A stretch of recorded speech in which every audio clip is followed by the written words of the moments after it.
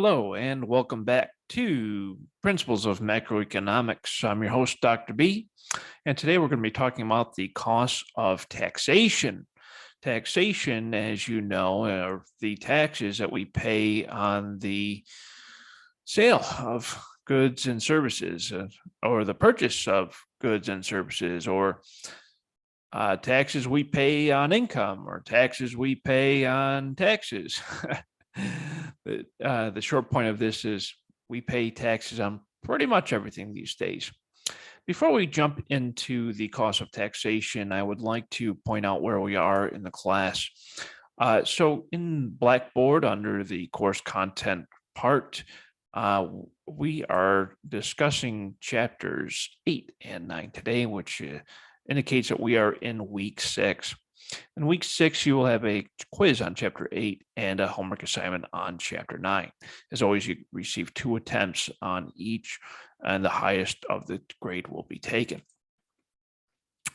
Okay, so let's go ahead, without further ado, jump into the cost of taxation.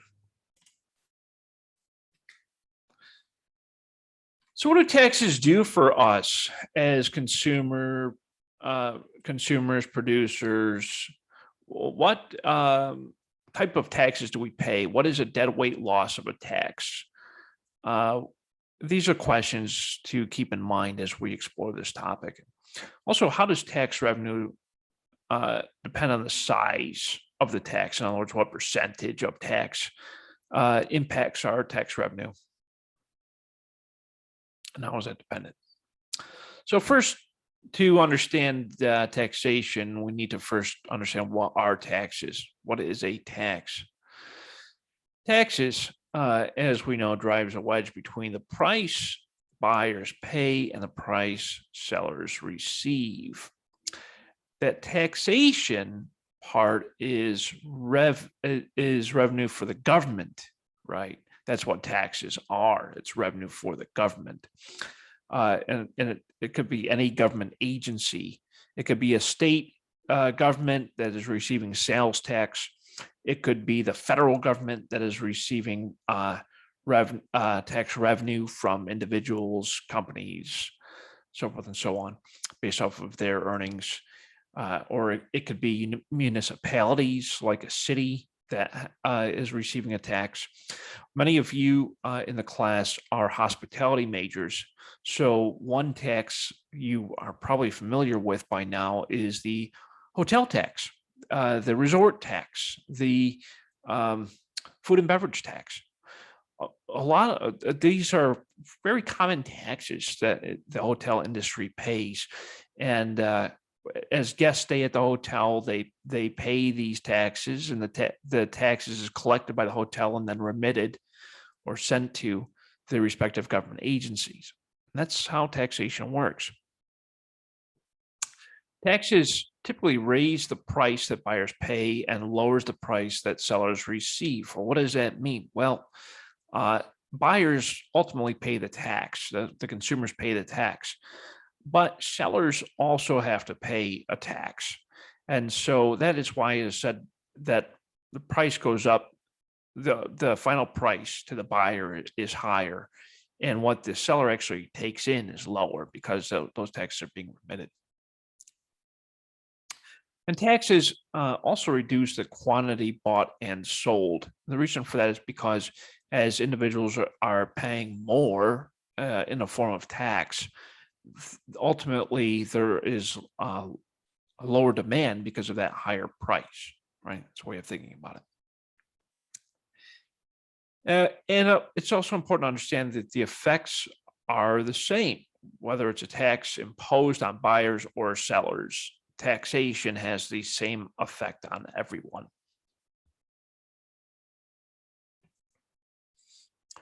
So earlier, we had talked about this concept of equilibrium. Equilibrium, as you know, is where supply and demand meet. Supply and demand meet. So the point that supply and demand meet is called equilibrium. It's where the price and the quantity are satisfied at the point where supply and demand are equal. And we know that that is what we call a perfect situation, and it's never really perfect, right? There is, of course, an effect on equilibrium with respect to taxation. Earlier, we had said that there's typically a little less demand with respect to quantity because of taxation. The total price is higher, therefore, buyers will be willing to buy less, which makes sense when there's a higher price involved. And we can see the effect on equilibrium from this graph. We see that buyers ultimately pay the price, which we know, but sellers also pay a price with respect to taxes. And the effect of taxes, we had said, is equal for both buyers and sellers. That's why you see the red line in this graph being equal for buyers and sellers. And the quantity tax, QT, is represented in this line.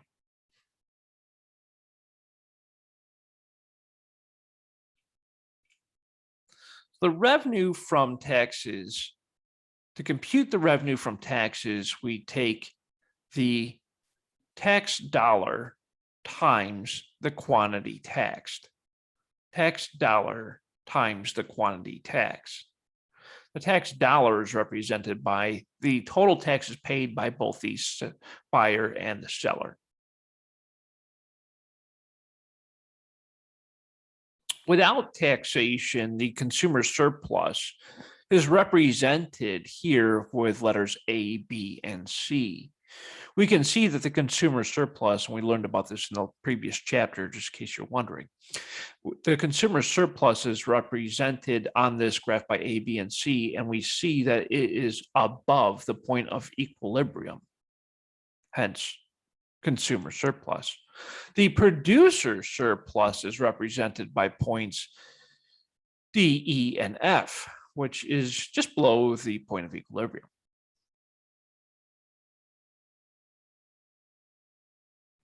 The total surplus can be represented by the consumer surplus plus the producer surplus, which are all points just to the left of the point of equilibrium.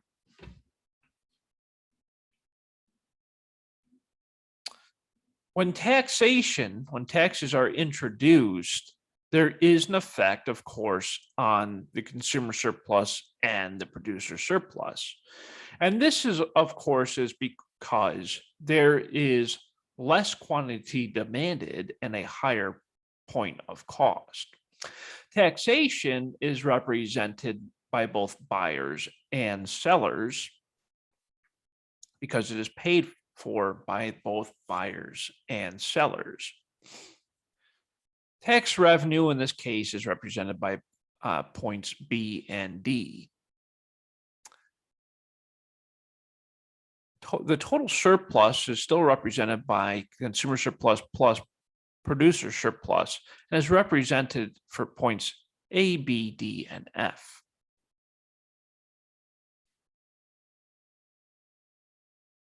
We can see that C and E were removed from the equation because when taxation is introduced, ultimately the quantity shifts to the left, and therefore C and E are no longer included. The points C and E are represented where the tax reduces the total surplus. Therefore, C and E are no longer included. C and E at this point, since they're no longer included, are called a deadweight loss from taxation. And this represents the fall of total surplus resulting from a market distortion like taxes. Market distortion essentially means a modification to the marketplace, just in case you're wondering. Quantity E minus quantity T represents the units not sold because of taxation.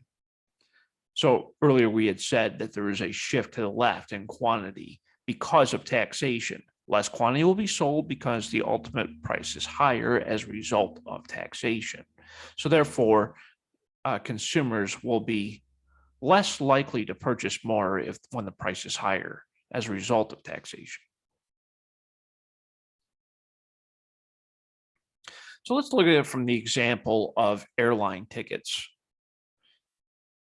Consumer surplus and producer surplus and a total surplus without a tax is represented at point A. At point B, if a $100 tax per ticket is introduced, we would then need to recompute the consumer surplus and the producer surplus based off of tax revenue, total surplus, and deadweight loss. So $100 tax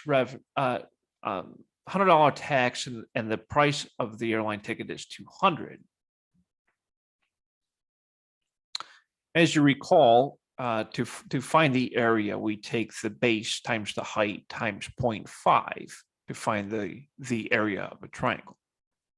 Without taxation, the consumer surplus would be $10,000. How do we find that? Well, we have a value of $200, 100 tickets times 0.5 gets us to 10,000. And the producer surplus would be the same. We have a base of 200, a height of 100 times 0.5, giving us 10,000. So the total surplus, consumer surplus plus producer surplus, is 20,000. Now we introduce the $100 tax. The $100 tax, of course, will represent a shift in quantity demanded to the left. And so what happens here is we will go from 100 to 75 tickets. And the taxation is represented here between the consumer surplus and the producer surplus. Remember, both the the buyer and the seller receive equal taxation. So that means buyers are paying $50 in tax and suppliers are paying $50 in tax to equal $100 in total taxation. Now, with this change, we have a new base, a new height for both the consumers and the suppliers, our producers. For the consumers, we have a base of 150. We have a new height of 75. And we multiply that together times 0.5 to get us to 5,625 consumer surplus. We know that producer surplus will, of course, be the same because both the producers and the consumers are paying the same amount of tax. The tax revenue in this case is $7,500. How do we get that? Well, it's a $100 tax times 75 tickets sold is $7,500 of tax revenue. There is also what we call a deadweight loss. The deadweight loss, and again, of course, it's a triangle, so you could find it by the same method that you have done before by taking your base times your height times 0.5. Our deadweight loss is 1,250. Our total surplus is 18,750. Remember, to find the total surplus, it's consumer surplus plus your producer surplus.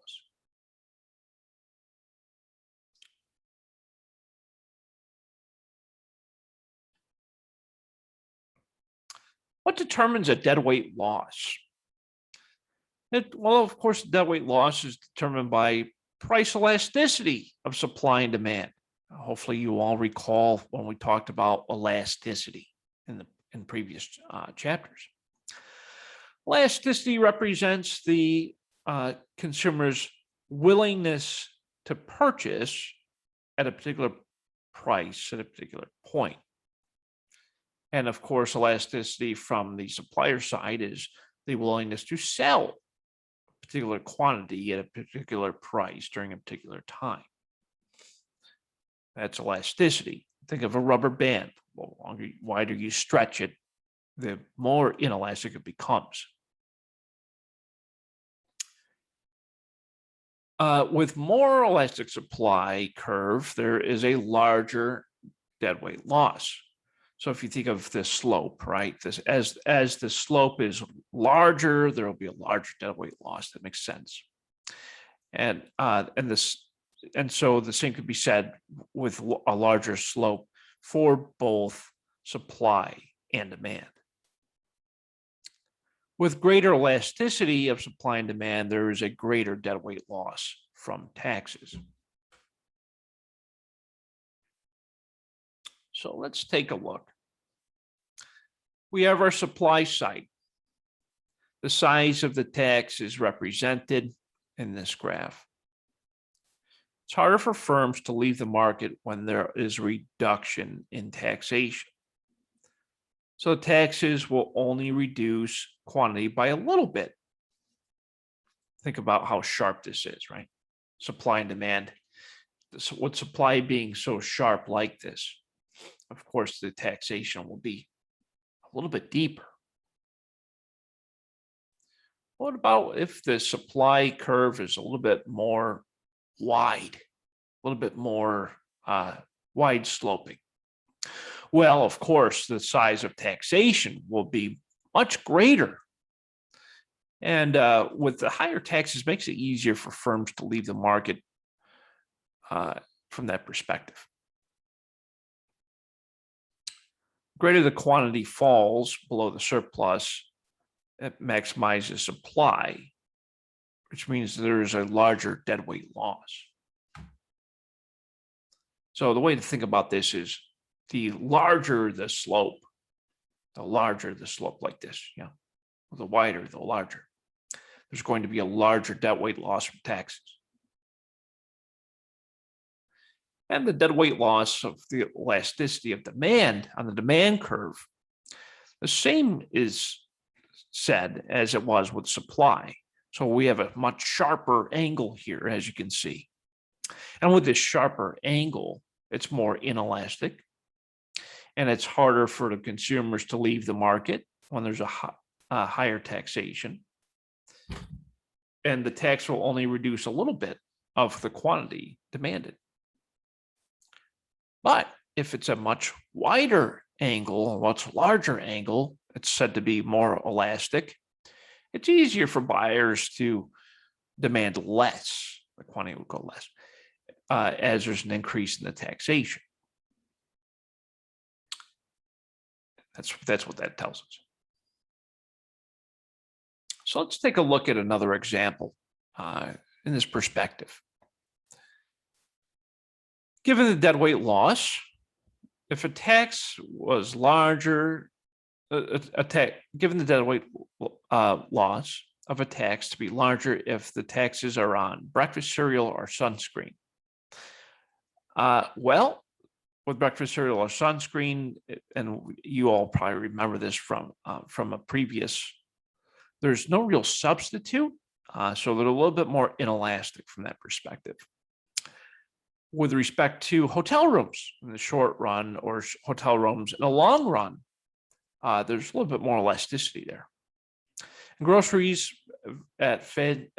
groceries or meals at fancy restaurants, well, of course, there's substitutes. So in looking back, breakfast cereals has more closer substitutes than sunscreen, so the demand for breakfast cereals is more price elastic than it is for sunscreen. So because of that, the tax on breakfast cereal would cause a larger deadweight loss than it would on sunscreen.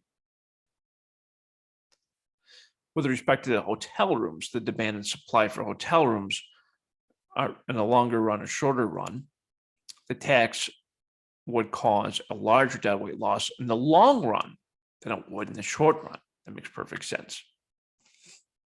And the difference between going to the grocery store versus going out to eat in a fancy meal, the tax at the restaurant would cause a larger deadweight loss than it would on groceries.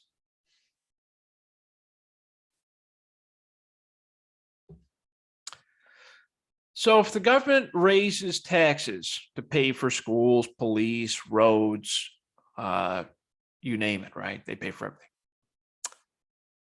They would have to raise taxes on groceries or meals at restaurants. So which would they want to tax if they need to raise taxes overall?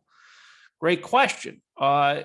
So in most cases, the governments try to tax the wealthier, right? So there would be likely a higher tax on going out to eat rather than going to the grocery store. However, if the aim is to raise taxes to raise additional revenue from all sources, it would be likely that the government would raise taxes on groceries than it would over the restaurants, or it might raise on both, depending on the objective of raising taxes. And of course, the deadweight loss is results from the taxation. So the argument could be made that the deadweight loss would be larger from the restaurants rather than the groceries. And the biggest source of government revenue, as you hopefully know, is the tax on your wages.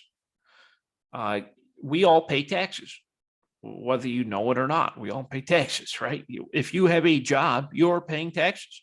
You're paying state, local, federal taxes. And those taxes come out of your paycheck as you get paid, right? And it's typically, on average, anywhere between 20% to 30%, sometimes more, depending on how much you made. And the higher amounts of money that you make, the more the government takes. That's what taxation is all about. With a marginal tax rate of about 40%, how much do you think the deadweight loss would be? Excellent question. Probably be, it'd probably be a little bit larger. It would be my assumption.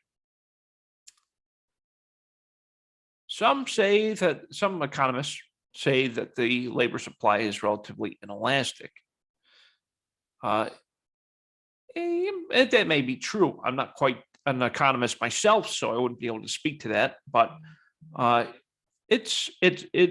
deadweight loss on labor would probably be a little bit lower if it were inelastic, and we know that based off of our previous slides when we looked at inelastic versus elastic with respect to deadweight loss. So most people would work full time regardless of wages. It would be mostly almost vertical. In other words, it would be an up and down slope. It would be very sharp if everyone were full time. We know everyone's not full time, so that's why I would argue it's more elastic than inelastic. Labor taxes are highly distorted, and that's mostly because you have full-time employees and part-time employees. There are groups of workers that have a very elastic supply and demand response, and that is mostly your hourly wage employees.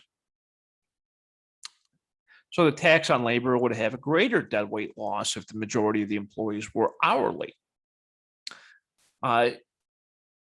Some families have two earners or more, and there's a little bit more discretionary income from that perspective on how much they work.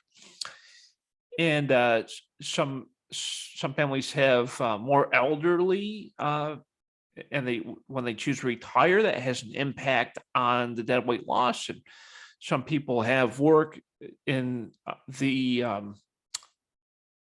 hospitality industry that are mostly tipped wages. And we know that a lot of tipped wage employees don't necessarily declare everything that they've earned. So to avoid higher taxes, which, it's kind of a gray area. I'm not saying I haven't done it myself, but, it's just an interesting concept. I know that some of you are tipped wage employees, and I can appreciate that. You're taking a lot of cash home, and cash is a little bit harder to tax if they don't know how much you actually made, right? Not telling you to do it or not to do it. I'm just saying what it is. The Laffer curve. Art Laffer is who is actually still alive. He is an economist here in the United States, very famous. He is one of the what we call the father of modern economics, who developed a curve based off of taxation. And he says that the cut in federal income tax rates in the United States would have a profound impact, leading to higher national income within 5 years than it would without the tax cut. Which is mostly true. When the Tax Cut and Job Act from 2017 went into effect, we saw that there was more spending from individuals because they had more take-home pay. Made perfect sense. Less taxation means more money in your pocket, right? Which means you'll likely spend more, and which has a greater impact on the economy than taxes actually do. So and the nation's kind of split on that concept. It's like, well, if we get more taxes, we can do more infrastructure things and whatever. Yeah, that may be true, but if you leave that extra tax revenue in the pockets of individuals, they may be able to make better decisions on what they want to do with that money, that extra cash. So with a decrease in taxation or an increase in taxation, the deadweight loss, of course, will increase. So higher the taxes, the higher deadweight loss. Makes perfect sense. That means there's a wider, it's more elastic, and there's a wider range. Tax revenue typically increases initially and then decreases over time. That's why with higher tax rates, it typically reduces the overall market participation. Why is that? Well, if you look at our current situation, in 2017, the United States, before the Tax Cuts and Jobs Act of 2017, we used to have a corporate tax rate of 27%. It went down to 21% in 2017. It has been at that rate since. Now the federal government is re-examining that and looking to raise the tax rate back to 25%. So if that were to take place, ultimately it would be good initially because the government will get more tax revenue up front. But over time, you'll see companies will start to lay off their employees and ultimately move operations out of the United States to more tax-friendly countries. And that's just the nature of taxation. That's why they say taxes are both good and bad to some degree. Okay, so let's looking at the initial deadweight loss in this example, which represents the taxation. At quantity 1, if the tax rate doubles or substantially increases to any degree, we know that there will be a new deadweight loss. It would dramatically expand, and the quantity demanded would go down because the total cost went up.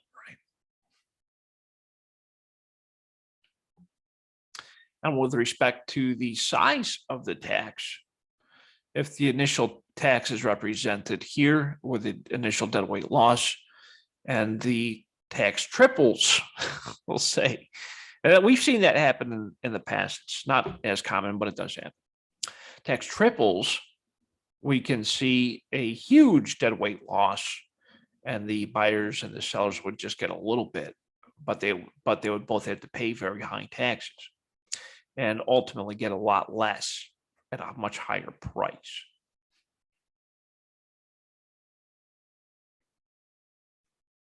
So in summary, when there's a tax increase, the deadweight loss will, of course, rise at the same rate.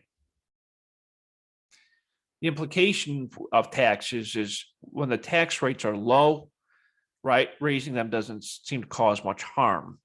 But of course, if you raise them too quickly, or if you raise them much higher, it'd be very harmful to the economy. And cuts So cutting taxes are typically beneficial. In an ideal situation, of course, we would want the government to find a tax rate that is suitable for everyone. That would be ideal. In the United States, our tax code is very difficult to because we have so many different tax brackets and we have a lot of opposing ideas in Congress. And so, therefore, from that perspective, higher taxes could be good to some degree, but raising them too high can be very dangerous, very detrimental to the economy. And of course, buyers and sellers both lose as taxes increase. So if the tax rate is small, increasing it will cause tax revenue to rise, of course. When you hear me say tax revenue, I'm talking about revenue for the government, not for individuals, of course. So if the tax rate were to double, there would be a massive expansion of deadweight loss, which means the buyers and the sellers would have to both, of course, pay more in taxes.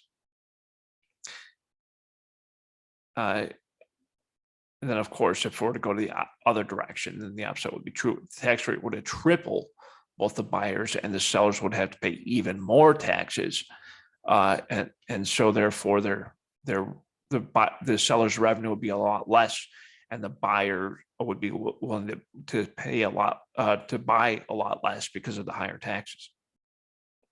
So the Art-Laffer curve shows us the tax revenue with respect to taxation. So taxes go up, we see the tax revenue increasing. Ultimately, it will plateau at a certain point and then start to go down because the activity in the economy would ultimately go down.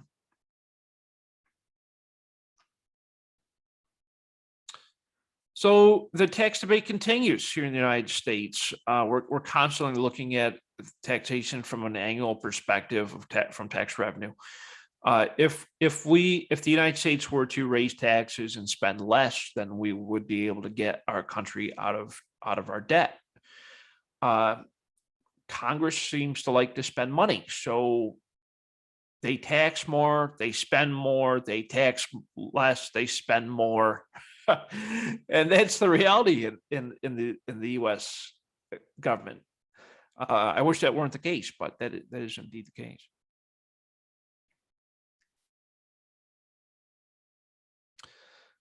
Okay, so taxes on goods. So the trouble is, when the government raises taxes, ultimately that tax falls to the consumer, regardless of what's really going on, right? Taxes go up, you end up paying more from the goods that you would normally buy, because the sellers, they pass the tax on to the consumers ultimately. So there'd be a fall in consumer surplus with a rise in taxes, and there would be, of course, a fall in producer surplus with a rise in taxes. And the deadweight loss, which is the tax, would ultimately increase. Taxes have a deadweight loss because the effect on the consumers and the producers, ultimately, they produce at lower rates when there is substantially higher taxes.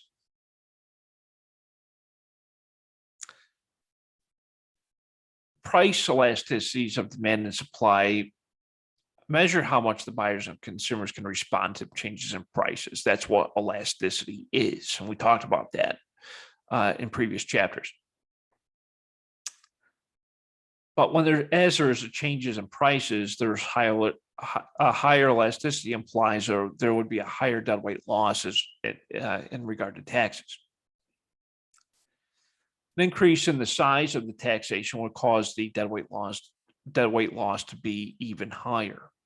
And an increase in the size of the tax would cause revenues to rise at first, but eventually fall because there would be a reduction in the size of the market. Less people would be buying and selling with higher taxes. That, my friends, is the conclusion of our discussion today on the cost of taxation. As always, if you have any questions, comments, concerns, you need help, please feel free to call me, set up office hours, email, whatever it takes. I'm here for you 100% of the time. In the meanwhile, please stay safe, wash your hands, do the right things. And of course, I will see you again next time. Thank you all so much for your time today. Have a wonderful, wonderful day. Bye-bye.